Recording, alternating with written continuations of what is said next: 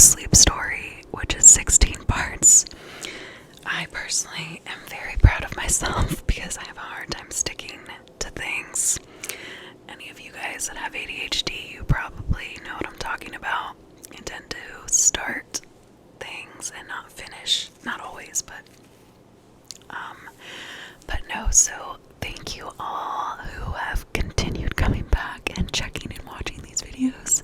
I've had a really fun time so far reading them for you guys. So I have part 9 all queued up and ready to go. Okay, let's see how scary this one is. Let me just get situated. Okay, so he has on here, it says update 5/2. That's the day after my birthday. Oh gosh, okay. Update 5/2. I am out of the cabin and safe. Do not go to Pikes Peak looking to be a hero, looking to find the mines, or looking for me. You will die. Avalanches, radon gas, mine collapses, etc. Do not be a fool. Okay, so there are so many crazy new developments, it's hard to figure out how to cram it all into a 3,000 word no sleep post. The morning after I spoke with my fiance Faye on the satellite phone and then was visited by the thing that mimics our voices, I got a call from Richard and Jason. In case you don't remember, they are my two best friends and they're staying at my place and taking care of Faye while I'm gone. They're the only people I trust. Richard stays up very late and sleeps in the morning, kind of like what I'm doing now.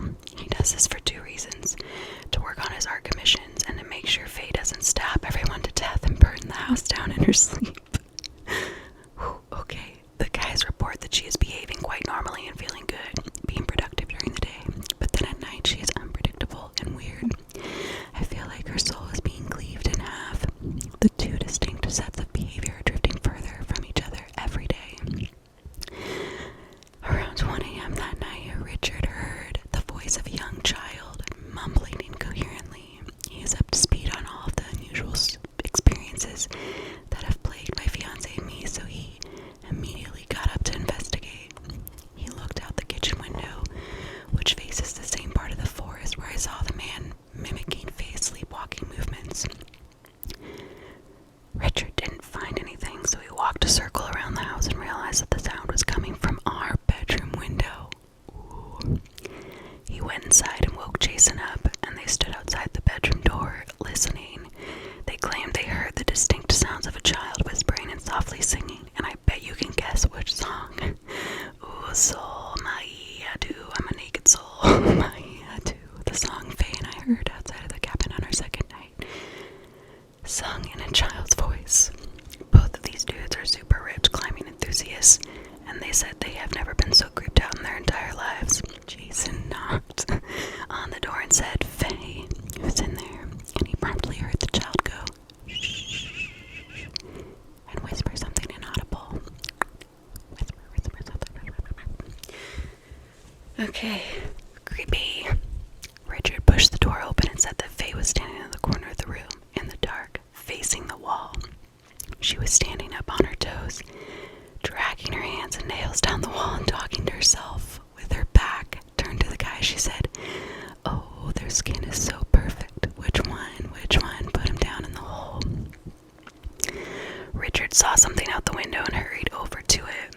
Jason stepped inside the room and reached out to put a hand on Faye's shoulder, but she whirled around quickly and covered her face with her hands. Her eyes were open, which is unusual for her when she sleepwalks. Then, and these are the exact words Jason used, she started speaking in the voice of a little kid. She made whining and crying sounds and rocked back and forth on her feet, cradling her arms as though she held a child. Then she turned around and started scratching at the wall again, still whispering in the kid's voice, saying things like, "It's Faye, I can't see you. Are you up in the trees or down in the hole?" Then she started singing again. Richard ran down the stairs and out the front door, barreling toward the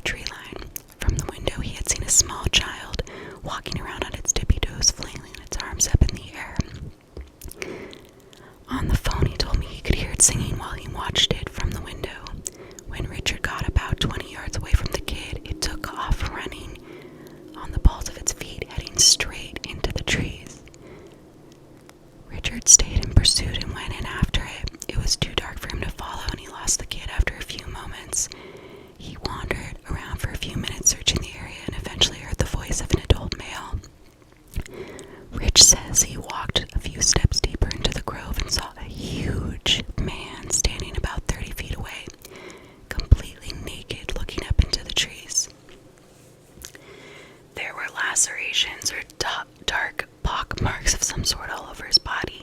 Now Richard is about 6'1", 210 pounds and bulky/muscular, and he said this dude was way bigger than him. He said the man was perfectly still for several seconds, but then started rolling his head around, cracking his neck loudly, and started making gurgling and mumbling sounds.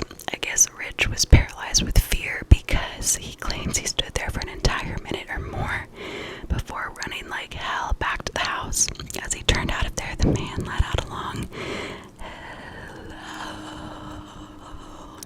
and as he did, his voice transformed. It became my voice. Richard said that the thing in the woods called out with my voice several times as he fled, wailing, "Please help me, they're gonna kill me tonight." Jason says that he did not hear or see anything out the window, only Richard running back inside. Ghost white with terror, he and Richard actually cried while they talked in the living room. Faye sat at the top of the stairs just watching, wide awake with a little smile on her face.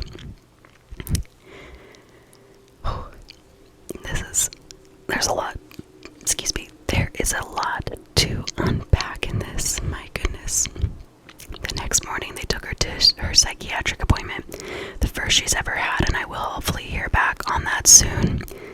It kills me that I'm not there with her now. I'm still stuck at Pikes Peak. It's like the police doesn't want me to leave. The ranger station shut down the entire road network on the mountain because of the huge blizzard that rolled in. And there are avalanche warnings. My road out of here is completely iced over, and one part of it has a snow collapse mini avalanche. Shut up, I'm from California where God pays attention. I'm in contact with the ranger. His name is Greg, just like Faye's dad, so that's why I avoid referring to him by name in these updates.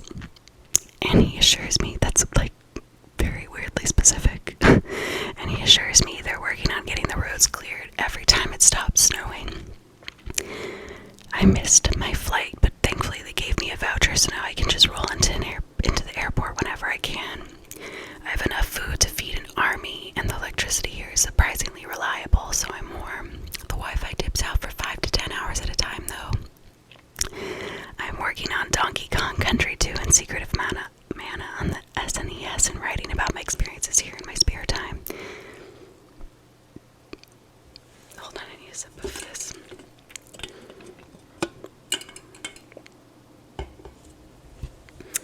I also slipped on the icy porch steps and it fell on my side. Oh gosh. So I've got an enormous bruise and it hurts like a bitch, but only when I breathe. So I got that going for me. You/Sweet Rosemary asked me if the cabin had a basement. I had never thought to check. Outside, under the snowpack and halfway covered with old chopped wood, I found a little locked door. The key was in the kitchen cupboard, and it turns out there's a decent-sized cellar under the house. Down inside, I found a ton of creepy shit. There's a bundle of long black hair, several dozen jars of some rotten mutant-looking shit, and tons of old books from the 60s and 70s, and lots of porno magazines. There are also lots of sticks and yarn. All the material necessary to make a dream catcher like the one hanging at the tree line behind the cabin. I didn't touch anything. I just noped straight out of there. I've been thinking about something that you/wait time is lame said to me the other day, which was, have you considered that it's not a dream catcher at all? And he's right. I'm not an expert on Native American symbology or artifacts. It just looks like kind of a dream catcher to me. So I've been calling it one all this time. Taiwei, the Pueblo friend of the ranger, didn't call it that. He just said to leave it alone. I'm wondering if that thing attracts the imposter instead of keeping it away. I need to readjust. So I slept on my neck really weirdly last night, and I can't even bend it all the way. It's insane. Oh, stretch break. Okay. I just cracked my back so loudly. Love that. Let me just...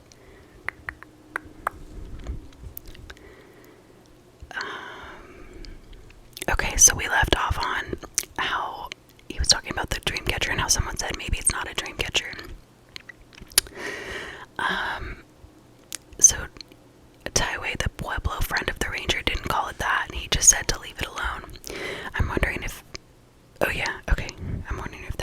tracks the imposter instead of keeping it away. It could mark the house. I kind of want to move it for one night and see what happens. After all, Tyway blessed the entire cabin, so I feel quite safe. And I have a 357 Magnum in case leaves don't protect me. At about 9:30 a.m., there was a knock on the door. I grabbed the gun, suspecting another encounter with the imposter. It was lightly snowing and gloomy, so I figured the sun was blocked enough that the creature would be willing to come out of the woods. But then I heard familiar voices talking cheerfully. Oh, I have a bad feeling about this. Okay, then I heard familiar voices talking cheerfully. I looked out the window, and to my total surprise, it was Tyway and his son Nathan. These badass motherfuckers had hiked up from the ranger station in the snow to check on me. I let them in and they made me tea. I cannot tell you how happy I was to see them. Tyway brought me his own dream catcher. It was one he made specifically for me, and he told me I should hang it beside the creepy one. It's very colorful and ornate. I could tell he spent a lot of time on it. It's even got two beautiful hawk feathers dangling off of it, which Nathan says represent freedom and unboundedness. He reiterated the importance of finding the engagement ring Faye had lost, and blessed the house again. I tried to get them to stay longer, but they had to get back down the mountain before the storm picked up, and told me I should come with them. We all knew I wouldn't. If I left with them, I'd be leaving Greg's truck, and I'd never found what I came back for. I said goodbye, and Tyway hugged me. I wish that guy was my grandpa. I took a nap after they left. I figured out how to sleep without being interrupted by the goddamn voices in the forest. From 6 a.m. to 3 p.m. It's pretty quiet outside, so I nap on and off. But something really bad happened this time. I woke up opening the bathroom window. I have never sleepwalked before in my entire life. Faye's been sleeping next to me for 5 years, and she says I don't move, I don't speak, I don't snore, I don't steal sheets. I'm the most polite bed buddy on earth. But when I came to, I was standing next to the toilet, both hands prying the frozen window open. It was about 2 inches up, and the freezing cold wind on my fingers is what woke me up. I slammed it shut and checked all the windows, ensuring that they were locked and sealed tight. Then went back to bed. I dragged one of the living room chairs into the bedroom with me and propped it against the door so that I'd knock it over if I got up again. This did not work. At around 1 p.m., I woke up standing at the front door and found myself pulling it open. The loud groans it issued were what snapped me out of my stupor. I slammed the door shut and looked out the window next to it, praying nothing was out there waiting for me at the tree line. I saw nothing. Then I remembered that I'd had a dream. Images of a huge hole carved into mountain surfaced in my mind. Snow and branches were caked all around the mouth of the entrance, and an impossible yawning blackness emanated from within. In the dream, I just kind of stood there, gazing into the vacant face of the deep, listening to Faye's weakened cries. I sat down on the couch and sort of cried for about an hour, or for about half an hour. I thought about what our lives had become and how badly I missed her. I thought about all of the dreams that we have of our future, the things that can never be if I don't figure out how to save her. Oh my gosh, so sad. I thought about all the promises I'll never keep if I die up here. Excuse me. I have something in my eye. I actually do. I decided that it would be best to hang the dream catcher sooner than later because the clouds broke for a while and it was fantastically bright out. I got geared up and trudged across the snow with Tyway's gift and hung it on a branch about 3 feet away from the evil-looking one. And that's when I saw it, Faye's engagement ring. It was dangling right there in front of me, as if to tease me. Someone had woven it into the strings of the dream catcher. Ooh. I stood there for a long time, right between the two objects. I couldn't figure out if some benevolent force was giving me a break or if I was being taunted by whatever beings have haunted my footsteps ever since I arrived. Retrieving the ring would require me to not only touch, but destroy the creepy dream catcher. I had the thought to go ask NoSleep what I should do, but I feared that if I left even for 1 second, the ring would be gone when I got back. So I just tried to solve the riddle by itself. How I wish I'd brought the satellite phone out there with me. After a few minutes of standing there, I reasoned that Tyway's dreamcatcher would probably do just as well in protecting me, if in fact that was the function of the original one. I also figured that if it were cursed or something, touching it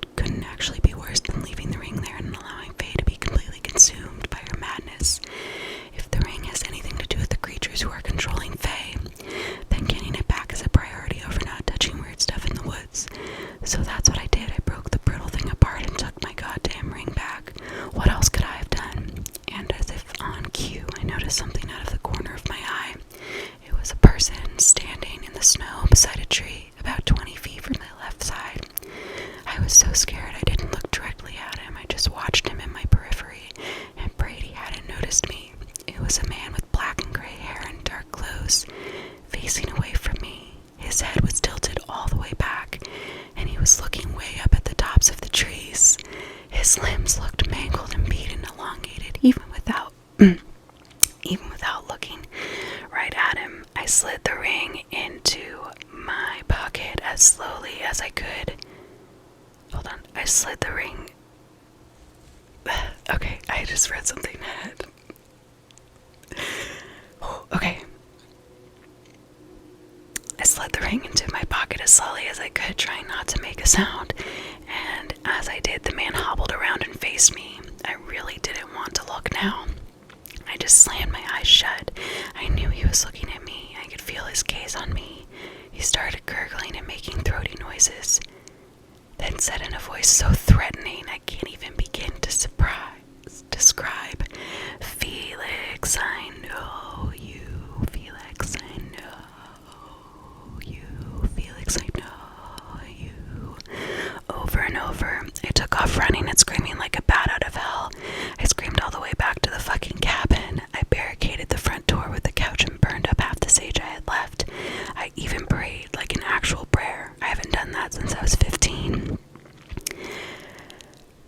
I'm really struggling to write this last part. It's taken me hours to finish this entry because I keep getting up to distract myself. The ranger isn't answering his phone and nobody's at the station. Maybe the power is out. I don't know what I did by breaking that dream catcher, and I don't know what tonight is going to be like. But Faye, if you read this and if something happens to me, don't forget your tenderness, your softened skin. All I needed, your love is my tourniquet. I have to say this even though I desperately want it not to be true. The man I just saw was Die Way.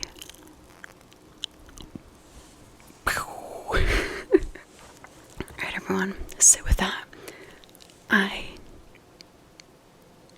am done with the video. I need to get comfy. But that was crazy. That was super long, but whoa. Insane. Insane in the membrane. Alright, well, let me know what you guys